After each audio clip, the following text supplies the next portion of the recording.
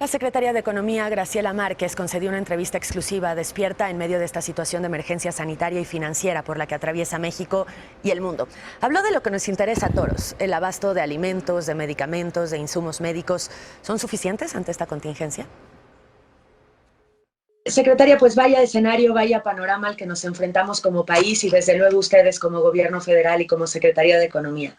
Efectivamente es un panorama complejo, un panorama que toma a la economía mexicana en un momento donde estábamos preparando, digamos, un año donde pudiéramos recuperar de manera sólida el crecimiento, y los acontecimientos del COVID-19 que inician en China a principios del 2020, pues hace que haya habido algunos cambios. En particular, y ustedes lo saben, México es una economía muy abierta.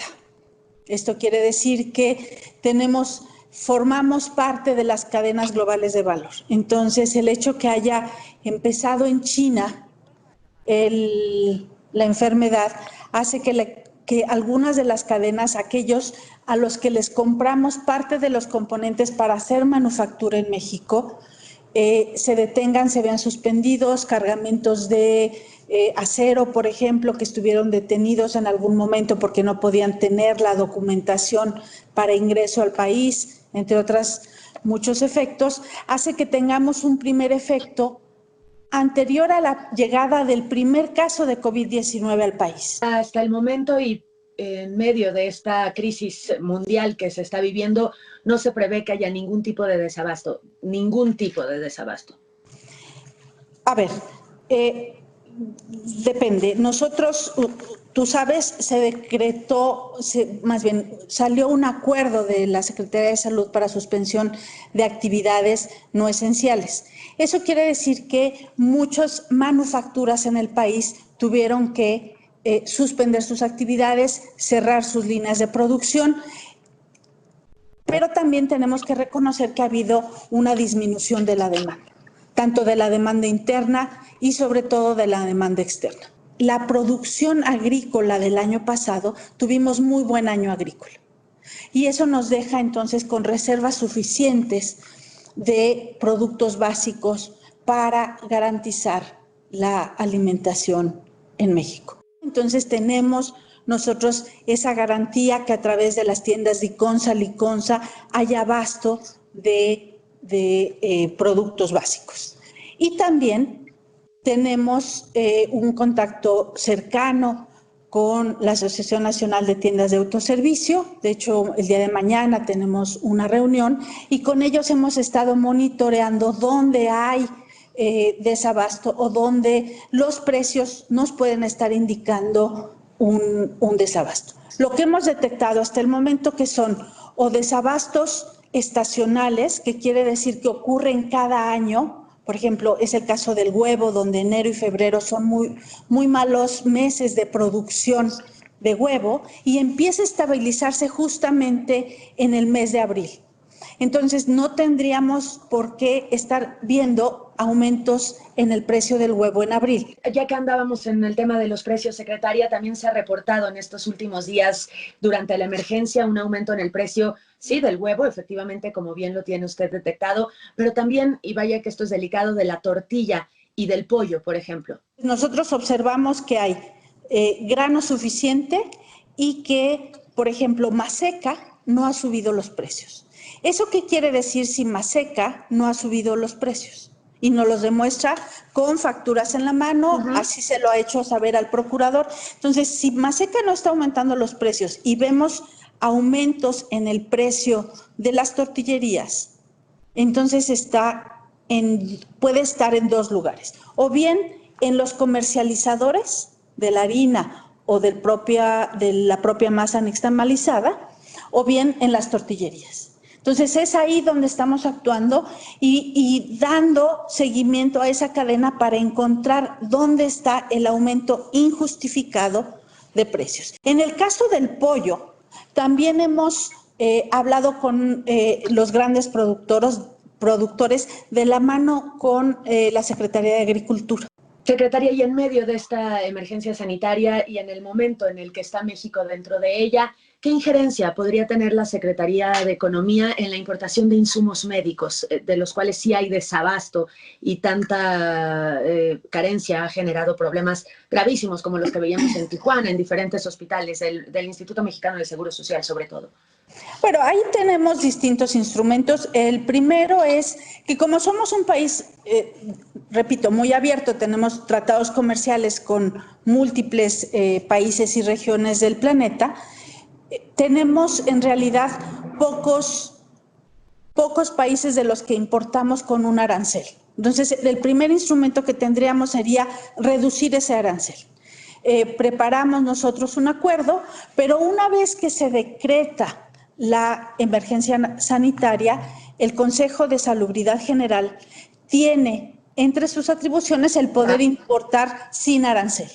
Entonces, todo lo que estamos viendo, los vuelos que estamos viendo llegar de China, toda esa mercancía entra sin arancel porque el Consejo General, a instancias de la Secretaría de Economía, reduce a cero el cobro de la tasa de importación. Se habló mucho, valga la repetición de la palabra, y a raíz de una declaración del doctor Hugo López-Gatell de estas mascarillas que en el principio de la pandemia en China o de la epidemia en China, México exportó y ahora compra de vuelta a un mucho mayor precio. ¿No se pudo evitar esto? ¿No se pudo prever que finalmente el virus iba a llegar a nuestro país? Como les decía, México es un participante muy importante en el comercio mundial. En nuestro caso, estaban hechos los pedidos, pero estaban hechos los pedidos sin todavía, y esto es en enero, en febrero, cuando todavía no se conocía el alcance. Estamos comprando unas que se producen en China, que son similares a las que nosotros, pero no es que nosotros sería... De hecho, nos hubieran acusado, si no hubiéramos permitido la exportación, las reglas que tenemos del tratado con Estados Unidos nos hubieran acusado de una práctica abusiva de no permitirle a esa empresa o esas empresas exportar su producción. Hablando de nueva cuenta, ligo su respuesta con la siguiente pregunta. Del tratado con Estados Unidos, el tratado con Canadá y Estados Unidos, que después de un arduo tiempo, un arduo periodo de negociaciones, finalmente llegó a su fin. Tenemos el nuevo TEMEC. Incluso ya dentro de la pandemia se hicieron los últimos detalles con Canadá para que este entrara en marcha de manera adecuada. ¿Y qué pasa ahora? No van muchísimos principios, muchísimos puntos del TEMEC, pues, digamos, en contra de lo que está sucediendo y de la economía, cómo va a quedar después de esta pandemia. De hecho, todavía no ha entrado en vigor. Es decir, nosotros fuimos los primeros que terminamos el proceso interno, el proceso legislativo. México es el de los tres, el primer país que está listo. Después vino Estados Unidos en enero y después Canadá cuando lo ratifica su parlamento. Pero viene un periodo donde está ratificado internamente, pero necesitamos ponernos de acuerdo en temas técnicos y administrativos de cómo va a funcionar. ¿A qué me refiero? Me refiero a, por ejemplo, los procedimientos aduaneros. ¿Qué porcentaje de la mercancía se va a revisar, si es que se va a revisar? ¿Cómo va a ser el mecanismo de inspección laboral? ¿Cuáles van a ser las reglas de origen automotriz? ¿Cuáles van a ser los panelistas para el sistema de solución de controversias, etcétera, etcétera? O sea, hay una serie de temas en los que nos tenemos que poner de acuerdo los tres países, ya teniendo cada uno el texto aprobado en sus respectivas legislaciones. ¿Qué estamos haciendo? No estamos negociando nada, simplemente estamos diciendo en el artículo 3 dice que vamos a poner esta regla. Bueno, tenemos que traducir cómo es que vamos a aplicar esa regla en la realidad.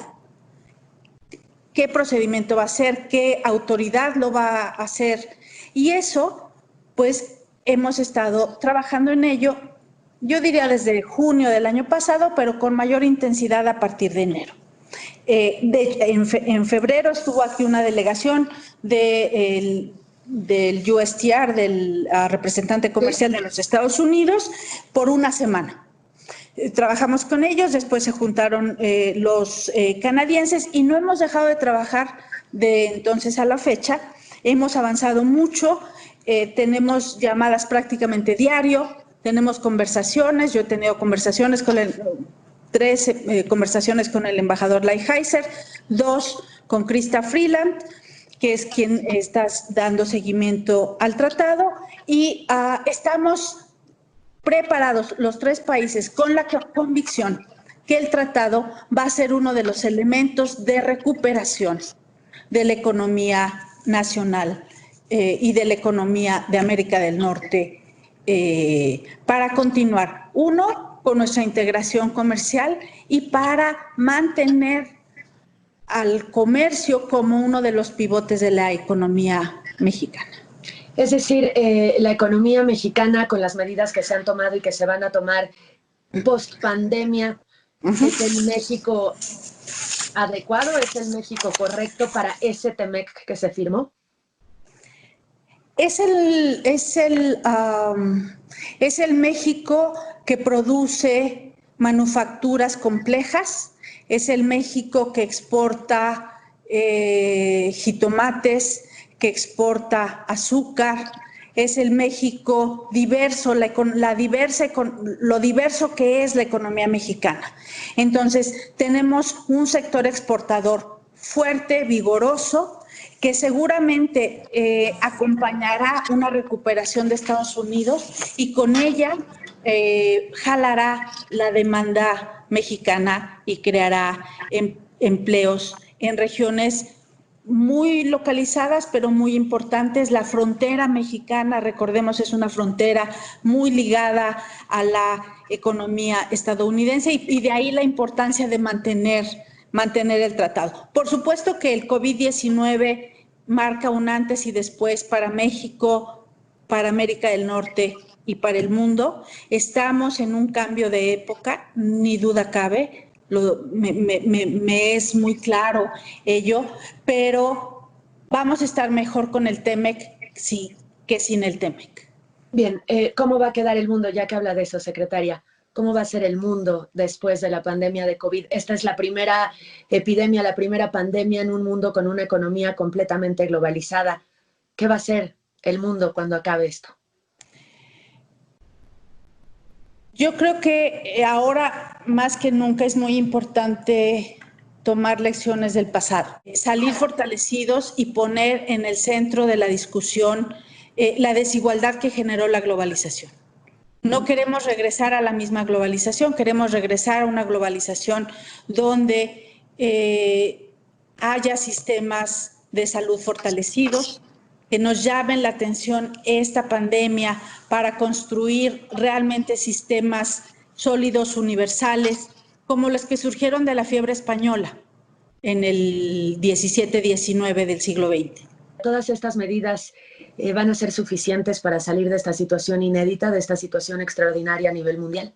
Tomamos los datos de empleo todos los días del IMSS, tomamos los datos de tarjeta de crédito todos los días de la Comisión Nacional Bancaria y de Valores, tomamos los precios de Profeco y los precios al por mayor que nosotros mismos recolectamos en los expendios al por mayor. Tomamos muchos otros datos que nos permiten ir monitoreando cómo está la situación e ir construyendo soluciones conforme va pasando. Entonces, así es que se ha dado los cambios en las reglas bancarias para permitir este diferimiento de pagos, el anuncio del 1,000,000 de créditos, la pensión a adultos mayores y discapacitados, que se terminó de dispersar el 10 de abril. Y así se irán tomando conforme nosotros vayamos, digo, el gobierno federal, la coordinación que tenemos en el Comando Unificado, el Consejo de Salubridad General, para ir evaluando y tomando las decisiones pertinentes para lograr una reactivación sólida de la economía y, sobre todo, en este momento lo importante es que para cuidar la salud de todos los mexicanos, mantenernos sanos, mantenernos en nuestras casas, porque esto es lo mejor que hoy podemos hacer para ayudar a México y para ayudar a que nuestra recuperación económica sea sólida y sea beneficiosa para todos nosotros.